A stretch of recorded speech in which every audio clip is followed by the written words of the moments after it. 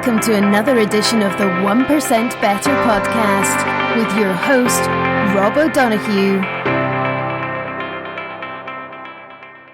Hello there, welcome to this week's episode. So we touch on alcoholism, addiction, drug abuse, recovery, value creation, business, and then CBD oil. All of those are mixed together in this week's episode with Josey Orr. It's all his story, his journey, lessons learned, and his new focus in his new company, focusing on CBD and a very honest and transparent way to launch that business. It's a very interesting story and I know you're going to enjoy it. Just before I let you get to that, thanks for, as always, checking out the episodes. This week, a couple of folks reached out, one or two on Twitter, saying they really enjoyed the interview with Nirbasha McGee about meditation and running and combining those two together. Please do check it out. Over the last few weeks, I've noticed kind of a nice steady increase on listener numbers week on week, day on day, which is kind of cool. It's a consistency, which is good. People are coming back, checking it out. As always, I ask for some assistance in helping it get into the ears of others, ears as in EARS.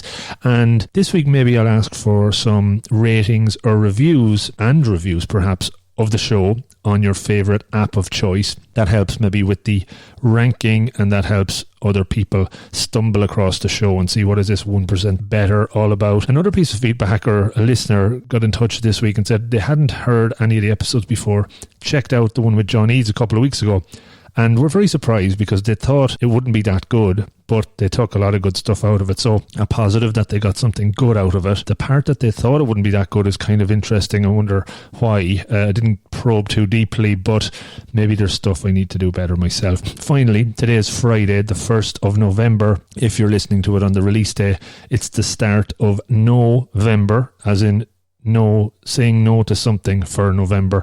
That little idea for the monthly challenge we do in the Slack group. So it's my first day without coffee, first of the whole month, and I think if I get through this one, I'll be pretty tired and detoxed from caffeine. So let's see how it goes. Sign up to the group as well if you want to join. It's free. There's a link on the front page of the website, or a lot of the posts I put out on any of the socials. You can check it out. Right, so I'll let you enjoy the episode with Josey Orr. Thanks for checking it out as always. Have a great week and talk to you again next week. Good luck.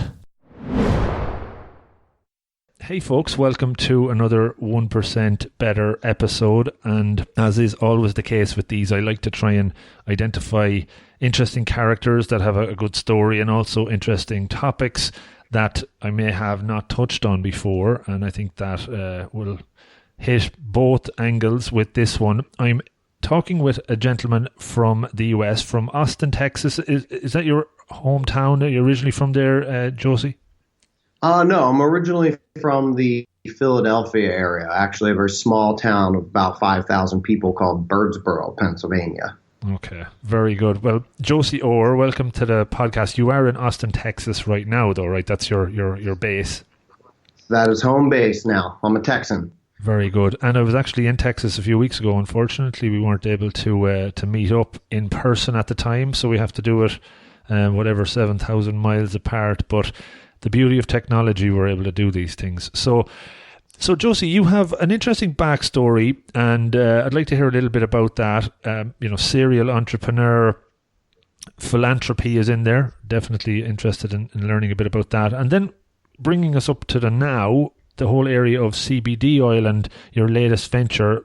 Want to touch on that because I think there's a lot of myths and misunderstandings around CBD, and I definitely want to learn a little bit about it as well. So that's what's on the agenda, I guess, for us to cover. So maybe let's take it back to your early days and talk to me a bit about who Josey Orr was, I suppose, growing up, and things that were on your radar, especially around entrepreneurial. I'm very fascinated about people that are entrepreneurs and how they got into that area. Yeah, no problem. So I think, pretty regular, boring childhood, I guess you would say. I don't know about boring, but just normal. But I think my first interaction with businessmen was with my father, and my first job was working for him in a steel yard. That's my family business. So going back to 1888, they've had this steel company, and it still exists today. And so that was my first job. Was not anything glamorous. I was painting the back of roll-off containers for tractor trailer trucks, and I did learn very early on. I'm like, I don't want to work for anybody else ever again. I'd much rather be the one giving the orders and taking them and having to sit out here and do this in the hot, in the cold, all types of weather. So, yeah, that was my first job and my first, real opportunity to understand who my dad was outside of being my dad. He was the owner of a business. So, yeah. And I guess when you're when you're, I suppose, faced and kind of growing up with business around you, it just becomes part of everyday life, I suppose. Do you feel that gave you an advantage when you did start diving out and going out on your own, that you had maybe learned a lot of the do's and don'ts just through being around it? Yeah. So I one lesson I remember learning very on was that, my dad always had his things would repeat and tell me, and he'd always be like, the customer's the lifeblood of your business. Nothing matters as much as your customer. You don't have them, you don't have anything. So you got to treat people well, treat people with respect, treat people how you want to be treated. That sounds like a very basic concept, but it was definitely drilled into my head. And typically when I got compliments on my work, it was because a customer said like, oh, the young man at the counter today, the young man that rung me up for the steel that I brought in was very kind. And then I would get back to my dad and he would sort of, reinforce like that's a good thing to be doing. That's the type of feedback you want. And especially in that industry, you deal with a lot of men that are working blue collar jobs that aren't always the most polite people, which is fine. And so that was a big lesson for me. And, also just being a man of your word. So if you said that you were going to do something and it was going to be there at a certain time or, whatever it may be, that you need to keep that word, because that's what makes you a good businessman, is dependability and staying true to your word. So those are probably the first two lessons that I learned that have stuck with me. That, and obviously not wanting to actually work for anybody else except for myself at a pretty early age. Yeah, just interested on the point you said there, kind of a tough business, tough maybe customers to deal with, all men and probably alpha male, and if they're working with steel, there's probably a lot of strength and power behind it. But would that kind of would your dad's leadership style, I suppose, have been very command and control and directive? And in today's world, when you're managing people and building businesses, I guess you need to be a little bit more, I suppose, balanced and rounded. Would that have rubbed off on you? Do you find that difficult to kind of be a bit more balanced, I suppose, in how you lead? Yeah. So I think one thing, my dad was never like, at least in my view, I mean, I'm sure if you ask, there's probably a few employees that maybe have a different view than this, but he was never a big alpha male guy, but it was more like, I'm not going to ask somebody to do something that I haven't done myself. Okay. Right? So he grew up working in the business, worked his way up.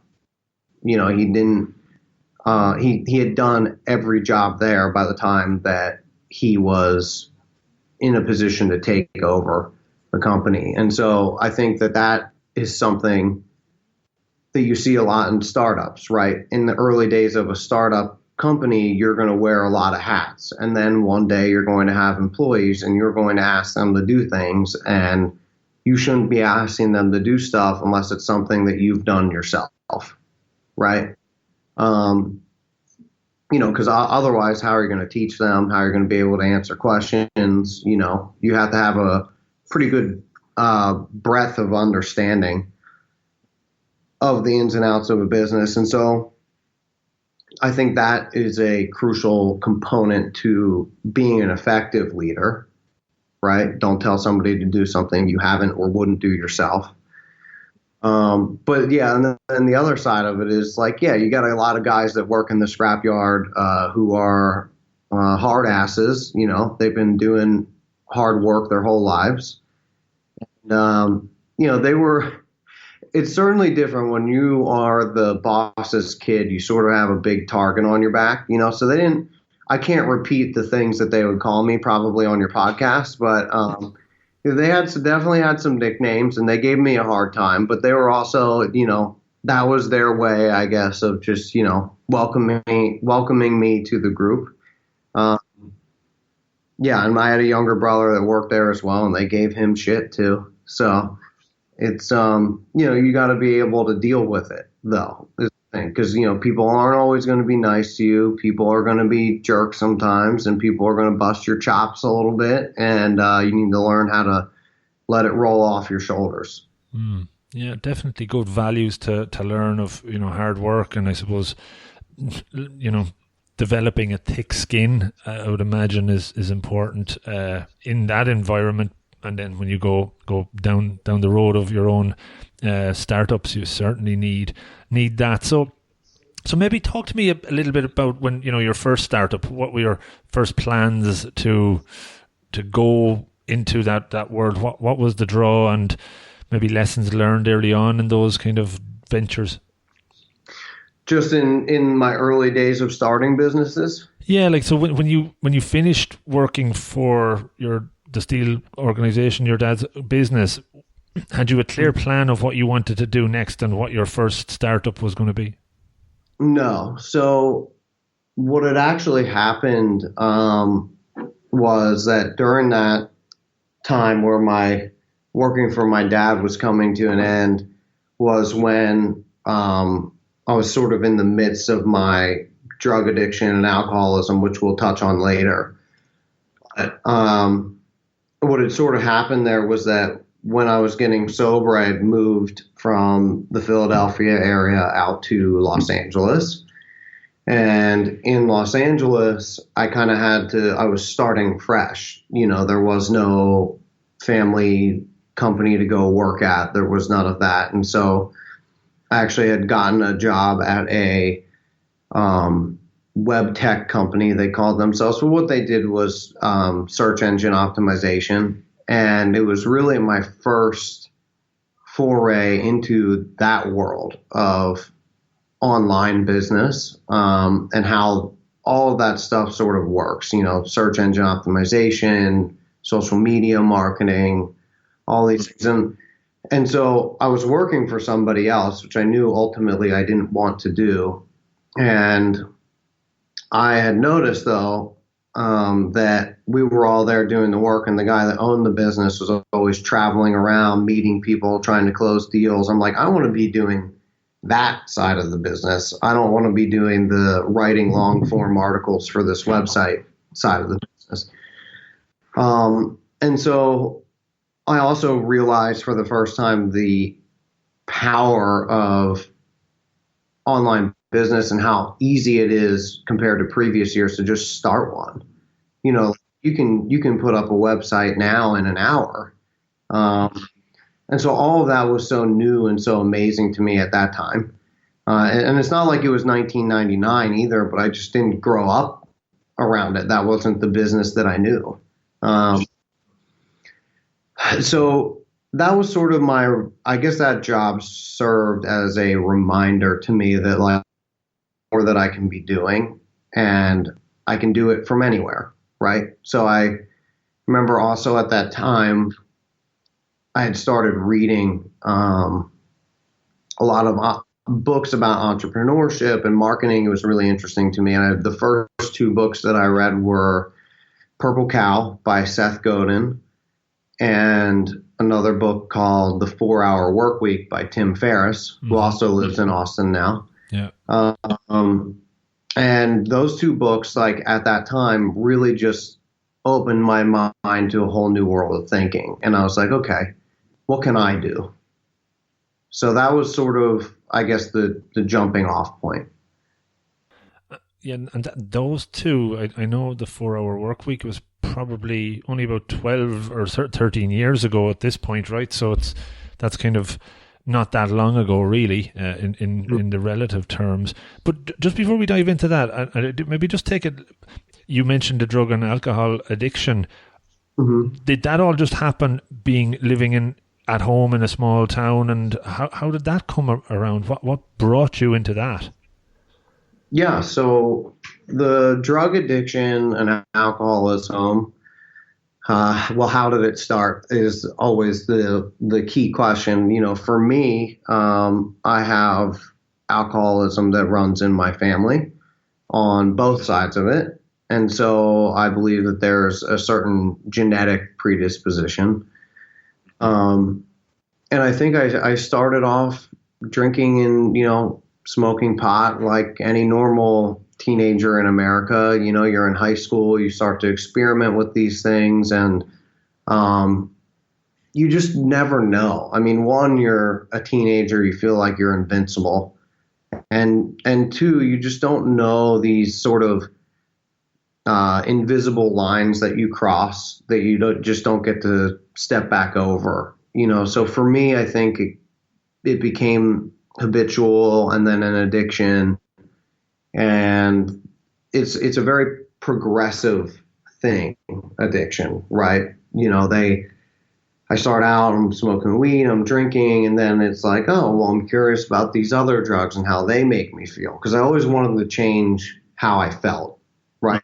And so then, you're kind of a weekend warrior, and these things progress. And like I mentioned before, where I grew up, and a lot of the United States of America has a similar story to what I'm about to tell, which is that in these blue collar areas, you are seeing the opioid epidemic really take hold, because a lot of these folks have work-related injuries or what have you. They go to the doctor, they get prescribed pain medication that, quite frankly, is overprescribed. We're seeing a ton of lawsuits and settlements with large pharmaceutical companies just over the last few weeks here for the part that they played in the opioid crisis. So you had all these pharmaceutical painkillers flooding the market from the late 90s all the way to today, really. And so for me, I was able to have easy access to those drugs. And I know your healthcare system over there is much different than ours. So for us, it was just like, I had a friend and her grandmother or her mother got prescribed these pills. They didn't make her feel good, so she wouldn't take them, but the prescriptions would keep coming. Right. So they have all these things sitting around the house. They were just given to me. And it's not like, it's anyone's fault but mine. I take full accountability. But that's what I liked. And then that progresses from Vicodin and Percocet to OxyContin. And OxyContin is, one of the worst of the bunch. I've done that, and I eventually became a heroin addict. And so, they're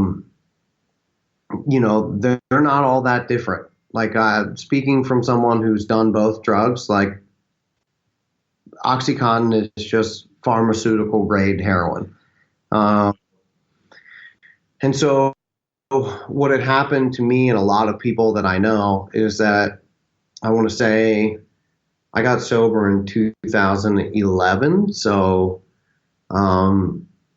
somewhere around mid 2010, I think it was, the company that made OxyContin had gotten some blowback about the addiction, the addictive nature of it. And they changed the formula to make it anti-abuse.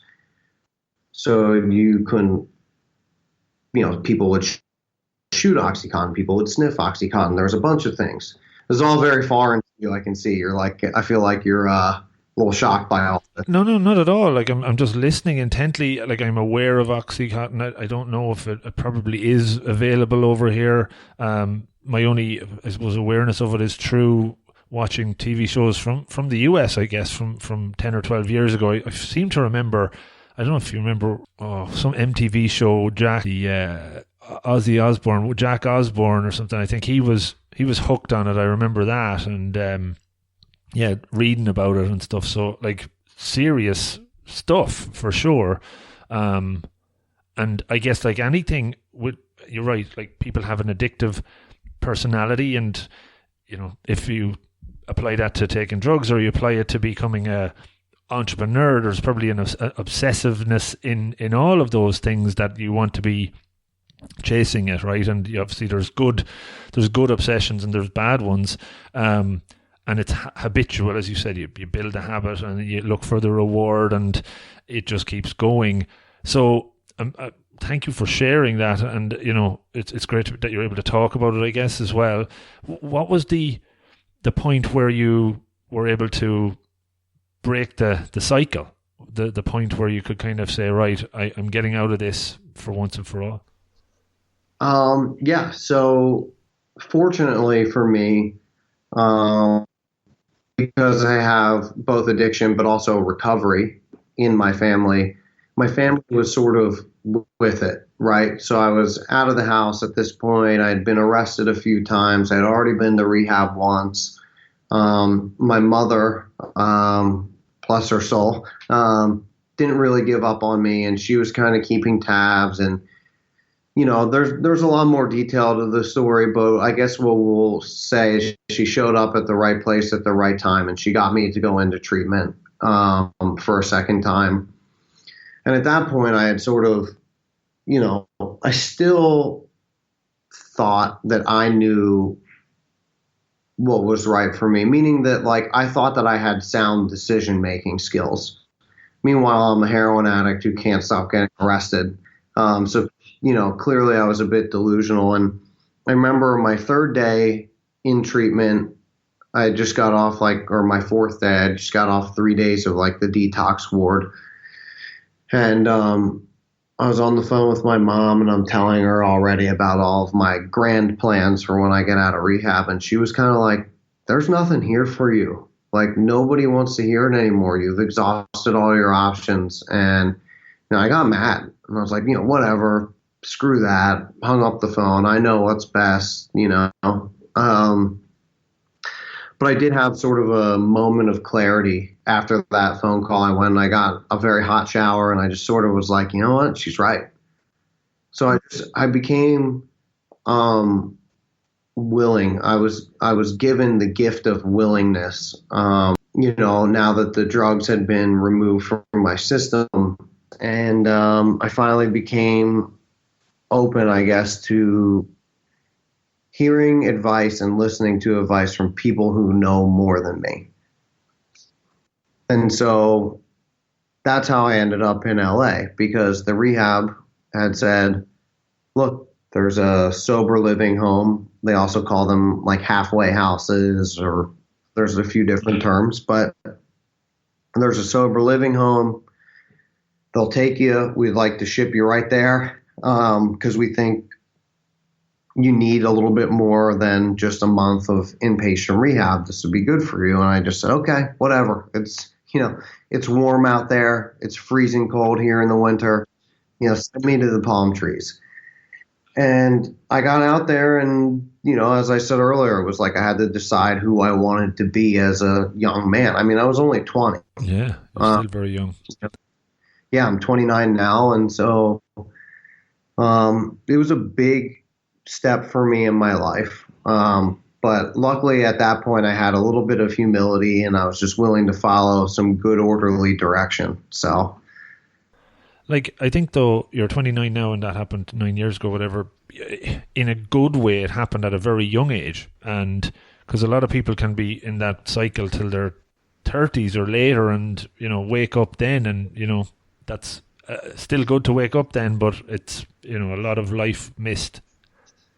Yeah, and trust me, there was a lot of older people that were in the rooms of AA. AA was just the way that I got sober. If there is anyone listening to this who is struggling, AA worked for me, but it does not have a monopoly on sobriety.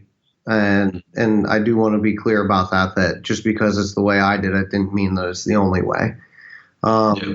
But so there was a lot of people that I would meet in the rooms of AA, and they would always say that same thing. They'd say, "You're lucky you're getting it now." And I'm like, "I'm 20, man. This fucking sucks. I can't drink anymore. I can't do anything."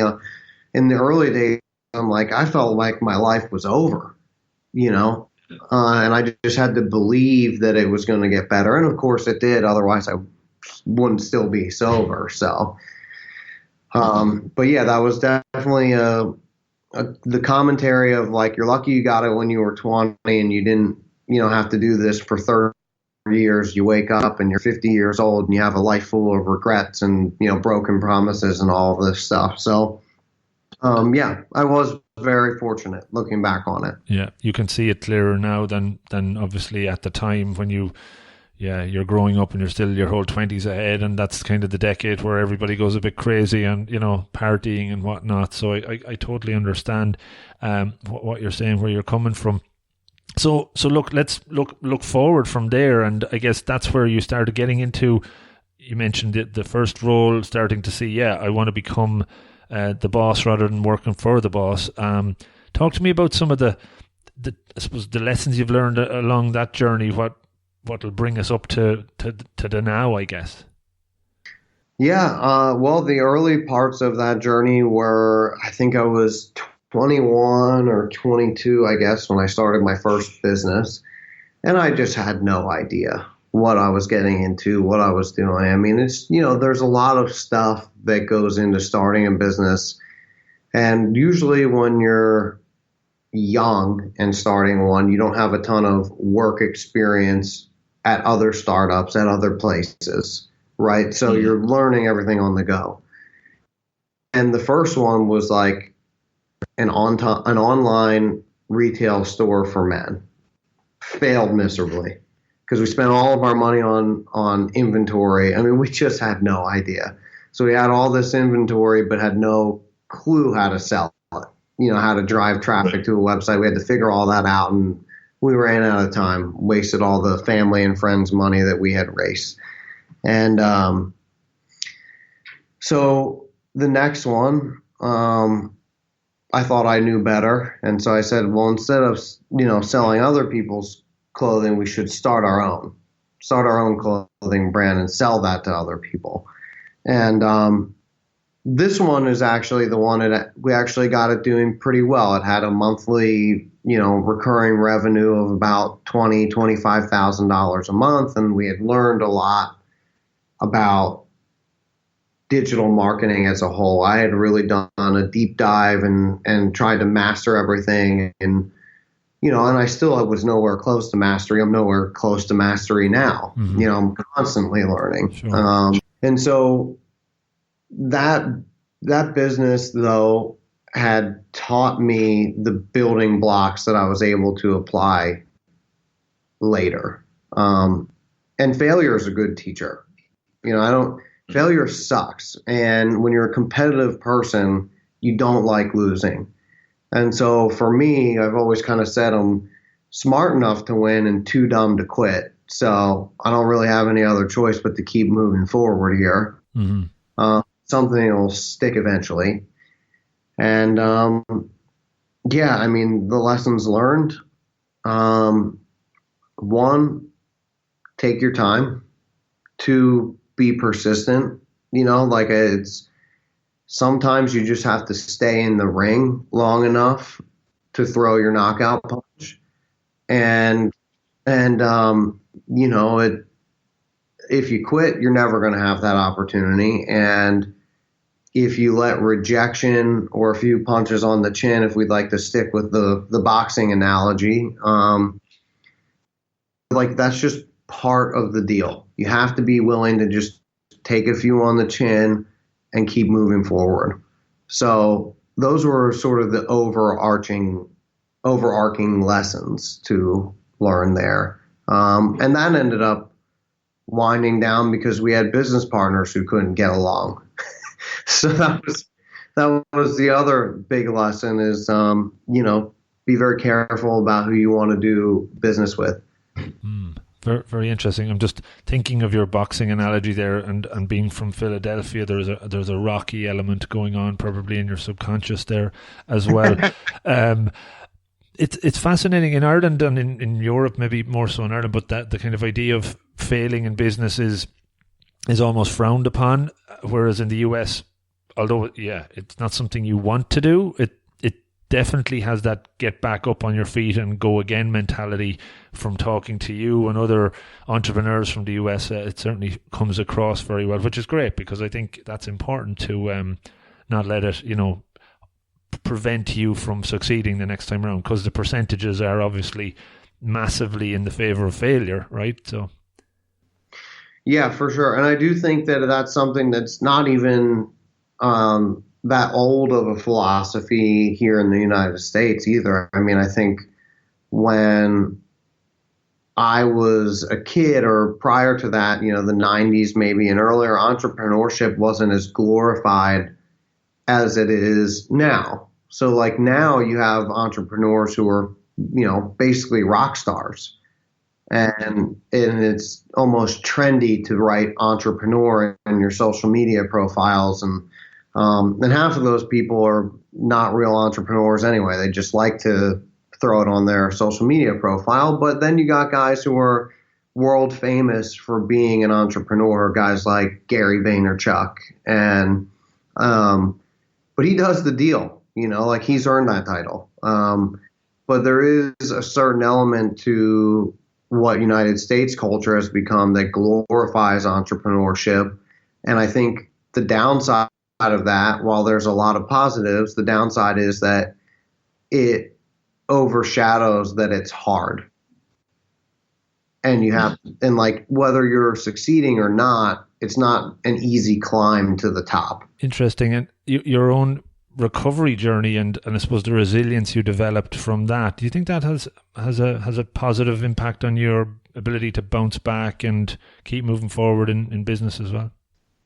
Yeah, for sure. I think that the relationship that recovery and entrepreneurship have together is that they're both not easy. They both require making your mind up to make a change or create a change. And, they also involve other people, being willing to take a chance on you. For sobriety and recovery, that's people who are willing to stick their hands out, help, talk, you're all in this together. For entrepreneurship, it's the same thing. You got to go to events and trade shows and be willing to stick your hand out and focus on how you can help somebody, not just what you can get out of, the interaction that you're going to have with that person. And so I guess in summary, it's more about value creation, right? In sobriety, you're taught you can't keep what you have unless you give it away. So you can't keep your sobriety unless you're helping others. And in business, I think it's not as clear, but you're going to succeed more as a business person if you can focus more on delivering value than what you can extract from a transaction. So, and I'm sure if I thought about it a little bit harder, the list of parallels could probably go on, but those are just the first ones that come to mind. Yeah, but they're very important ones, right? They're very powerful ones. And yeah, I certainly hear and read, I think a book jumped into mind about giving and taking, and, the givers succeed in the long run, whereas the takers maybe in the short run get success but lose. Keeping that in, and even though you might hear it, you might think, oh, that doesn't sound right, like it doesn't sound realistic, but it seems as if, based on evidence and proof, that it does have that sort of result. So it's great to hear, and hopefully folks listening can keep that in mind as well. So maybe let's talk about your latest venture at HUGS Wellness and CBD, and how all that kind of became your new focus, and especially I suppose again just to CBD. People might hear that and think of weed and hemp and things like that. So it's probably good to kind of differentiate and clarify some of those terms. Yeah, no problem. So CBD is very interesting in the United States right now because in the beginning of the year, President Trump signed laws that legalize CBD and industrial hemp, which is where CBD comes from. And as a result of that legalization, CBD has seen this huge boom in the wellness community. Most people are taking it as a supplement for a variety of reasons. And it's an interesting world to navigate because, like you alluded to, there's a lot of misconceptions. People think, will this get me high? How's it related to weed? And all these things. And CBD doesn't get you high. CBD is just a compound found in hemp, just like THC is in regular old cannabis. THC is what gets you high. And you usually need a decent amount of that to get you high. So CBD, on the other hand, doesn't get you high. And even though they come from the same plant. Does that make sense? No, totally makes sense. And I think it's good to clarify the distinction between the two for sure. But what are the benefits of taking CBD then? What are the positive impacts that it can have? That's a great question. So while I am not legally allowed to give any medical advice, that's my disclaimer, or diagnose or treat any injuries, what I can do is I can tell you why people take CBD. So why people say they take it. The number one reason that people say that they take CBD is because it helps them relax and deal with stress and anxiety. Number two reason is people say that it helps them with their sleep. Number three would be muscle and joint pain. Those are the top reasons why people report using CBD. And a lot of people feel that it's effective. And, sort of touching on what we discussed earlier, I think there's a lot of folks out there that are sick of being overprescribed very strong medications that maybe make them feel like a zombie or have strong side effects, whereas there hasn't been many reported side effects of CBD except for, might make you a little sleepy. So I think there's this huge movement towards wellness, towards being focused on your health, especially with my generation. And my generation's very friendly to both marijuana and hemp. And so we don't have a lot of those negative viewpoints that maybe some of our parents might have or politicians seem to have. And so we're more willing to say, like, look, we believe in this plant and we're going to try it and we're going to see if it makes us feel better, as opposed to getting prescribed to Xanax or, any other antidepressant or anti-anxiety med. Mm-hmm. Okay. And it's interesting.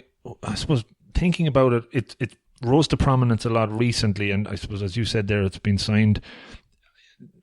Trump signed a bill to allow it to be, I suppose, sold. In the years leading up to that, though, was it kind of an underground type of supplement that people were trying to get their hands on? Was there a struggle to try and get it there? What was the kind of build up to that? Well, so in the years prior, let's just say the handful of years prior, right? Like 5 years prior, there were CBD is an active component in medical marijuana. So when you're getting high, you're going to a dispensary or a medical marijuana place. You're well aware of what CBD is. So some strains will have higher levels of CBD and lower levels of THC. The CBD oil that you buy now, some of it does have THC into it, but it has less than 0.3% is the legal limit, right? So prior to that, only in states where cannabis was legal did you really find CBD being sold on its own or high CBD strains of marijuana. But there's a few companies that have been around for a while and all they did was CBD, but they could maybe only sell it in Colorado or only sell it in California. And so now it's federally legal in the United States. So while there are different state regulations, it is a legally available product. Does that answer your question? No, it does give me a bit more background to it. And I think knowing that we were going to talk, I think last weekend I was walking through a shopping mall in town, and I think it is available as a supplement here in Ireland as well. So I guess it's still it's legal here as well, although marijuana isn't legal at all at any part of Ireland yet anyway. But probably time will change that, I'd imagine. For sure. So your idea to then set up this organization to purely focus on CBD, was that something that you were planning for a while? Maybe talk me through that. I know you have a co-founder as well, and just a few business partners, good guys. So we had started discussing this industry earlier in the year, and effectively starting in probably February is when we started to build out the brand. We kind of took a look at the industry. We said, okay, here's where people are confused. Here's where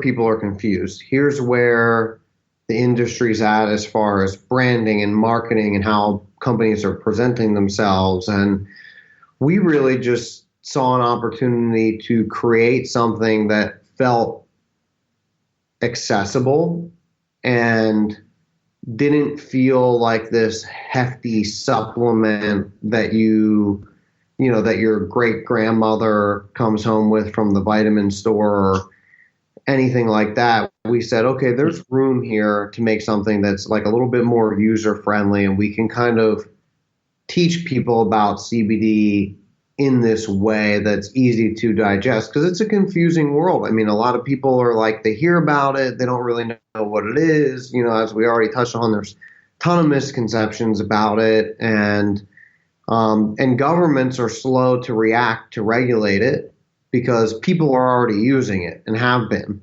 And so, that was sort of the early stages of it. And so we wanted to just create something that was self-care focused. And so we came up with HUGS. My business partner, Brady, came up with the name HUGS.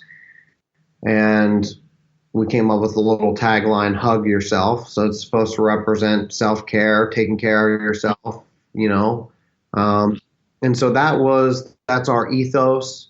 We also donate 1% of all of our sales to support an addiction recovery charity called 10,000 Beds, which helps people who don't have the ability to get into treatment for their addiction and alcoholism. Like I mentioned earlier, I'm not exactly sure of all the details of your healthcare system over there, but in ours, if you don't have insurance, it's very, very difficult to get into treatment.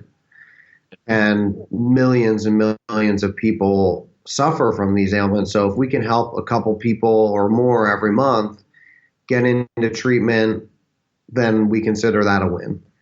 And that was something that was decided upon from the very beginning, is we wanted to have a mission-driven company.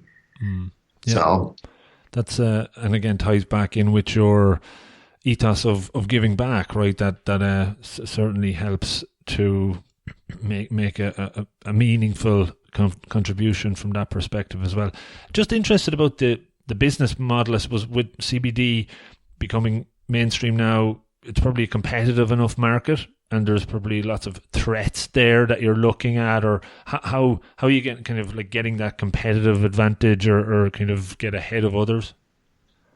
Well, for one thing, we spend a lot of time, money, and effort on compliance, right? So staying on top of the landscape that is CBD and legislation. So here, not only do you have a federal legislation, but you also have individual states. And as the governments are starting to adopt and embrace CBD, certain states have certain labeling requirements, how you can describe your product. You need to have an FDA warning on it. Most companies in the CBD industry have no idea. They just slap a label on it. It's not federally compliant, even in big box retailers. So we really spend a lot of time and focus on that. We make sure, it took us months to find suppliers that we could work with to build out our product line and that we could trust. There are bad actors in CBD, just like there are in any industry. That's not, new. And, so I think that's one thing that makes us different, is that we really try and just, if I can only tell you the amount of emails that I've exchanged with compliance and FDA lawyers on how to properly label these products. And it's frustrating, right? Because I know that when I walk into a store, 90% of the products on the shelves don't have all the requirements that we have. But I think it'll pay dividends later. It's about kind of trying to do things the right way. I think that being mission driven, donating to charity helps us stand out from the pack a little bit. And just having a focus on quality, of course. That's kind of a given. Your products need to be top notch, and we work hard on covering those things that are fundamental to us. And and I think the way our brand looks and feels is much different than a lot of brands out there. Just everything that we've tried to take into consideration. We don't do all this perfectly. We're not the smartest people in the world, but just thinking of things like, okay, when someone orders a package online, how do we want that package to arrive to them? What happens when they open it? And so that's why if you get a box from us, you open it and you see self-care isn't selfish under the lid. And then we have a bunch of inserts with information, how to take the CBD. Where can you find the third-party lab results for this product that show you that what we say is on the label is in the product? Meaning if I tell you there's 500 milligrams of CBD in it, we send it to a third-party laboratory and they confirm that there's 500 milligrams of CBD in it. So I think transparency in that way is also a big selling point for us. But we're young, we're growing, and we're working hard every single day to make sure that we are doing things to the best of our ability. So I think that makes us stick out, because there's a lot of people they just want money. They see it as a trend. They want to capitalize.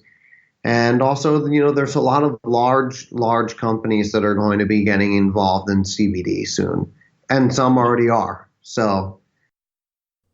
Very good. No, it's good to hear the customer experience piece being extremely important there as well, because like if you think of purchasing a device from Apple or the experience you get opening the box and kind of the detail gone into that definitely makes that overall purchasing experience and just using a device, or in your case a CBD oil, something memorable and connects a feeling with it, which I think is very important in these days as well.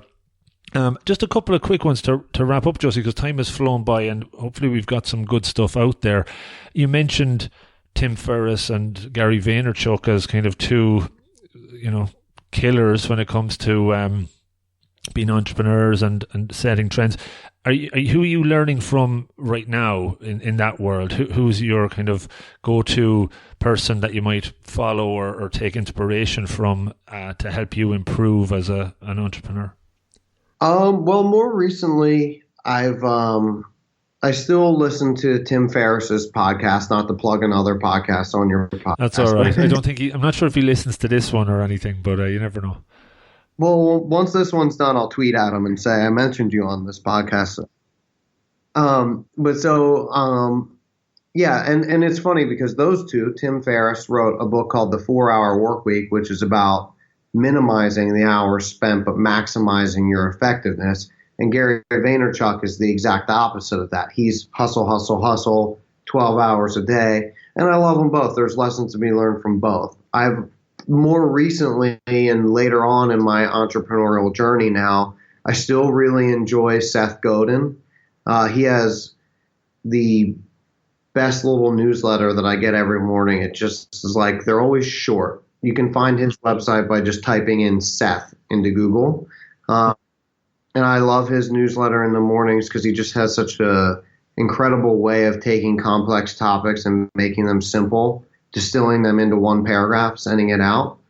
And then I have a few Twitter follows at Naval, Naval. He's more of a tech guy, but his mental maps and philosophy on life and business has been very, very interesting to me. As well as a few other of the venture capitalist guys. Like I like reading Paul Graham's work from Y Combinator. He's a really good one. And I mean, a good idea can come from anywhere, you know? And so I try to listen while I'm not in tech. I still try to learn from that industry. So, yeah, those are the ones that come to mind off the top of my head. Okay, cool. Good to hear some of those there. Do you eat your own dog food, so to speak? Do you take the CBD oil yourself? Is it something you use to kind of balance your day out? How do you actually, to kind of build on from that, what do you do to keep yourself balanced with work and life and that? Well, to answer the first part of that question, yes, I take CBD every day. And because I would not sell something unless I was comfortable taking it myself. And I try every single product before it's for sale. Usually myself and my business partners are the guinea pigs. And I think one thing that I'm learning a lot about is how to take care of myself despite the stresses and ups and downs and the roller coaster ride that is entrepreneurship, right? It's very easy to get stuck in work mode. And it's so, so important to practice, like we said earlier, self-care. For me, I try to go to the gym 4 times a week, try to eat well and be mindful about what I'm putting in my body. But also I don't ever get so strict on myself that I make a diet or anything so unsustainable. I'm not going to eat keto every single day because then I feel bad when I don't do it. I'm not going to meditate every single day, although I try. There's so much you can do, and it's just about finding stuff that works for you and recognizing when, hey, I'm feeling burnt out.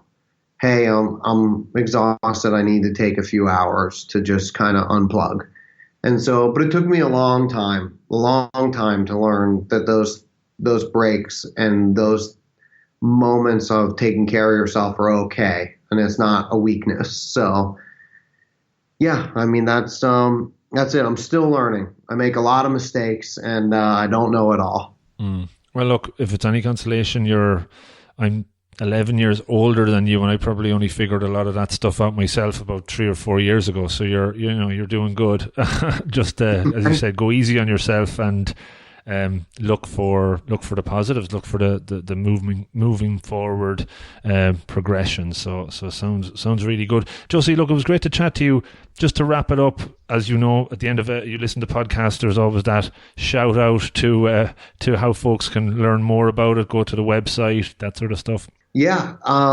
So the website for our CBD products is www.hugscbd.com. And your listeners can get a 25% off discount code if they so choose. by using code HUGYOURSELF at checkout. Very good indeed. And you ship all over the place? You ship to outside of the US?